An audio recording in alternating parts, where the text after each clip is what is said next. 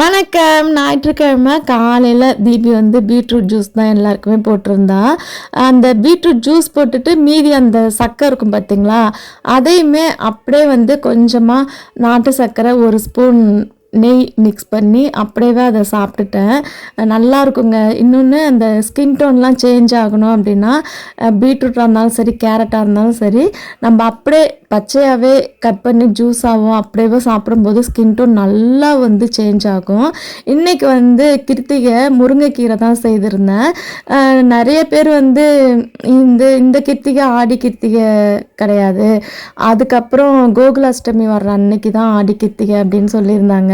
நான் எப்போதுமே கிருத்திகைக்கு விரதம் தான், அதனால் நான் வந்து பூஜை பண்ணிட்டேன். இன்னும் இன்றைக்கி வந்து மாவிளக்கு மாவு போடுவேன். சரி, கிருஷ்ண ஜெயந்தி அன்னைக்கு கிருஷ்ணருக்கும் படைச்ச மாதிரி இருக்கும், முருகருக்கும் படைச்ச மாதிரி இருக்கும், அன்னைக்கே மாவிளக்கு மாவு போட்டு பூஜை பண்ணிக்கலாம் அப்படின்ட்டு அப்படியே முருகர் கோயிலுக்கும் போயிட்டு வந்தாச்சு.